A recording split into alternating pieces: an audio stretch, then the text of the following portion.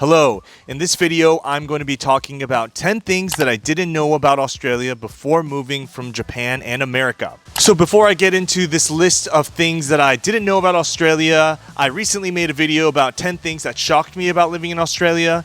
And some of these things that I'm going to be talking about in this list will definitely have things that still shocks me, but I just want to give a quick background before I get into the video. I spent a lot of my time growing up in America and Japan because I would go back to Japan every year for about 3 to 4 months. And I moved back to Japan in my early 20s as well. So when I moved to Australia, there were definitely a lot of things that I didn't know about Australia. And in this video, I want to talk about those things. So in this video, it's going to be a bit of a continuation of my last video as well. So if you haven't watched the other video, you should definitely go there and watch that first. These are definitely things that I didn't know about in Australia because there's actually so many differences that you realize after moving and living here. And these are the things that I just personally thought were very interesting and things that I really like about Australia as well. So in this video, I just want to share my thoughts. So the very first thing on the list is that some people in Australia don't wear shoes outside in public. So before moving to Australia 5 years ago, I was living in Japan. Coming from Japan, which is a country that has high standards for cleanliness and rules when it comes to public spaces, it was really shocking to me when I found out that some people don't wear shoes in even shops and just walking around in public. And that's something that I really had to get used to at first because seeing them, I would always kind of be shocked seeing people walking around shops without shoes, because I feel like in Japan, if you're not wearing shoes, number one, you would get really dirty looks from other Japanese people or other people in general. And sometimes I feel like shop workers will maybe even kick you out or say something to you, where in Australia, it's completely normal. And I've seen a lot of people walk barefoot into shops in a Coles, Woolies, Aldi. And this is something that I talk about in my other videos, but I actually started walking into shops without shoes as well. This is something that I actually find very freeing in general, to be able to walk like Frodo and just go to shops without wearing shoes. But when it comes to cleanliness, that's a bit debatable. So number 2 is something that I didn't know about, but in Australia, you have to wear a helmet when riding a bicycle. Because riding bicycles is such a big part of Japanese culture, I think coming from Japan to Australia and finding out that you have to wear helmets when my whole life I grew up not wearing helmets at all, it's something that's obviously very safe and something that should be applied. And I think Japan now recently is trying to introduce wearing helmets into day-to-day commutes with people riding bicycles around town or just in general. But that's something that I didn't really grow up with, so it was very interesting and I would say even a little bit shocking when I found out that you have to wear a helmet or else you get a ticket. There were definitely times that I saw, especially in Brisbane City, where people would be riding a bicycle without a helmet and police officers would stop him, and that's something that I just noticed. And a lot of the times, most police officers are very understanding and they'll just kind of give him a warning. If someone's not wearing a helmet while riding a bicycle, they'll just be like, hey, wear a helmet, and they just go off. But I have seen police officers who have given tickets to people for not wearing a helmet, and that was something very different from Japan. Number 3 on the list is something that's very big, was the outlaw of guns. And this is something that's very different between America and Australia. Australia makes it very difficult to be able to purchase a gun and to be able to own a gun. This is something that is so different in America because even though I grew up in a very safe area of California in the suburbs, especially when it came to school, but I remember when I was leaving high school, that's when a lot of gun culture was really present in schools and always being afraid and having lockdowns at school. That's something that was very scary as a student, and it still is now, especially in high schools. That's something that Australians don't really have to worry about as much as Americans, is because there are no guns in Australia, or it's very difficult to get. I guess the only thing that you have to be worried about are knives and maybe machetes and things that are sharp, I guess. But because guns are illegal in Australia, it is definitely something that is very beneficial, especially being a parent and having kids. You can send kids off to school without worrying about school shootings.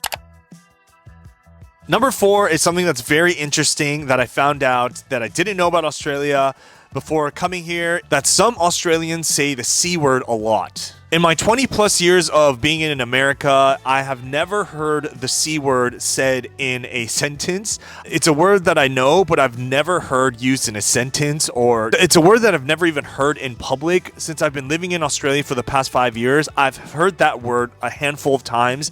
And obviously, I know that there's a difference in culture. It seems like a lot of the men in Australia, people who are entrenched in like the macho culture, may be more prone to saying those words. I can say from my experience when I worked at a warehouse else in Australia, there were definitely a lot of C words being thrown around, and that was really shocking to me at first because I'm a person who doesn't usually cuss in general, so it was a bit more of a bigger shock to me when people were saying that in public. And I've definitely heard it a few times when I'd hear conversations on the trains and stuff, especially younger kids, they'd say the C word, or guys talking to each other and saying, oh, they would call each other the C word. It's definitely something that men only say. I've never heard a girl say it, but yeah, it's definitely something that was very surprising and shocking to me when I first moved here.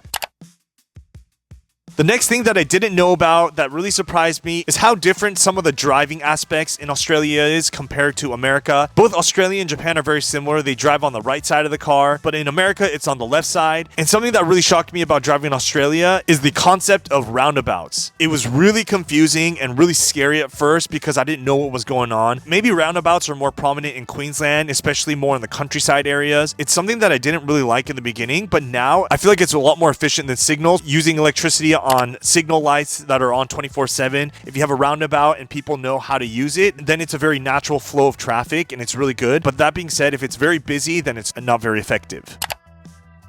The next thing that I noticed that was very different in Australia was how clear and blue the sky is. Currently where I'm living in Queensland, when I look up the sky, right now it's a bit cloudy and overcast, but usually it's very blue, and that's something that was very interesting to me because in America, and especially in LA, it is so muggy and gray all the time, and you could tell that the pollution has ruined the sky. That's also the same thing with Japan. In Japan, whenever I land in Japan now, coming from Australia, I get a sore throat because the air is so polluted compared to parts of Australia where it's so clean.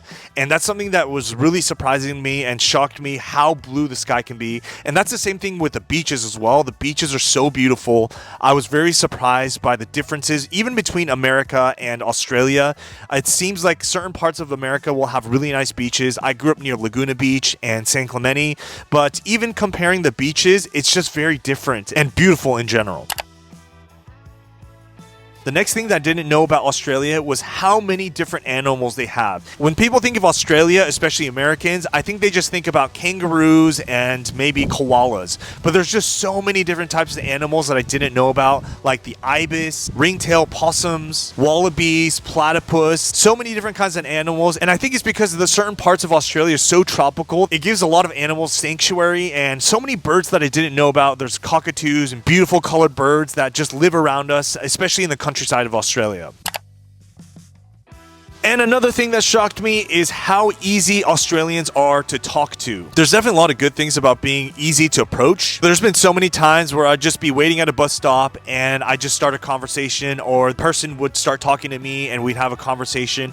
And that's something that's very common in Australia, is that there's a very strong mateship where a lot of people like to talk to each other, where places like Japan is the complete opposite. It's very my own world type of culture and you kind of stay in your line. And that's not necessarily a negative thing about Japan, because in Japan, people are being courteous to the other person and not wanting to bother them if they don't want to be bothered. And that's what keeps people in Japan from talking to each other, is the fact that they're being courteous to the other person. Where in Australia, it seems like striking up a conversation is super easy and no pressure. But that being said, on the other side, there's a lot of people who are oversharing as well as a bit negative sometimes. I've been told off at grocery shops if I was standing in the middle of the aisle just thinking for a bit. I've been called many mean words and been called an idiot for standing in the middle of the aisle for a few seconds too long. So it's definitely something that can go both ways.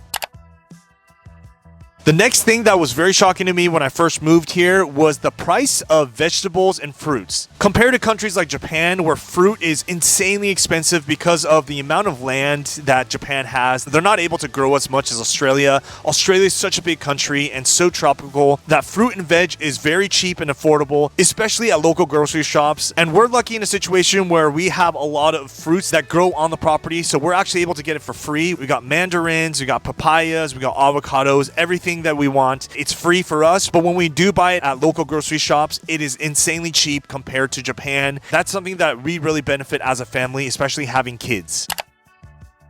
And the last thing that I want to talk about is more Australian words. Even though I said this in my other video, I wanted to talk about other words that were very subtly different and that were used differently in America versus Australia. And something that was very funny to me was the words like thong. When you say the word thong in America, they think of girl underwear, where in Australia, when you say a thong, it's a sandal. It's used very differently. So I'm editing the video right now, and I forgot to mention how I found out that Australians have different words for certain things. We're walking to an onsen, which is like a public bath in Japan, and I didn't have any sandals at the time, so I was just wearing my shoes. And my wife asked me, oh, it's like, do you want to buy some thongs? Do you need some thongs? I just laughed it off, and I didn't really think of it much. I just thought it was a funny joke. After we went to the onsen and we were going to like shopping around to Daiso and stuff, and then my wife brought it up again. She said, hey, we should get you thongs here. And I was like, whoa, man, she's really committed to this joke of this, you know, me wearing thongs or whatever. And as we were walking around, she's like, oh, cool. Like, what color thongs do you want?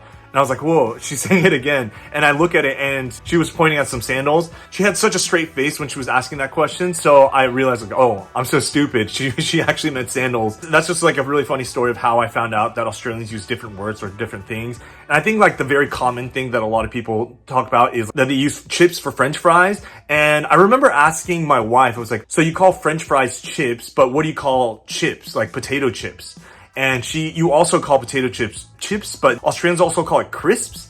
But I was like, oh, that's kind of confusing because like to an Australian, if you say chips, they mean French fries, but then chips is crisps. So there's different words that I kind of had to learn. It's not too difficult, but at first it was a bit hard to get used to. It felt weird for me as an American person to call French fries chips because it just didn't feel authentic. But now I'm used to it. After making the last video, I had a lot of great comments. I actually learned a lot from the comment section because there were so many people who taught me a lot of the stuff that I didn't know about. Like, for example, I talked about how in Queensland and Tasmania have free ambulance, but I found out that even though a lot of the ambulance fees in Australia do cost a lot of money, even $2,000 plus, but there are annual fees that you pay about $100. And a lot of the states in Australia, you're able to just pay that $100 fee every year and get free unlimited emergency services for the rest of the year for only $100. So that's something that I didn't know, that thanks to the comments below that I was able to find out about. So these are the 10 things that I didn't know about, that some of these things did really shock me after moving to Australia. So if you want me to make more videos like this, definitely let me know in the comments.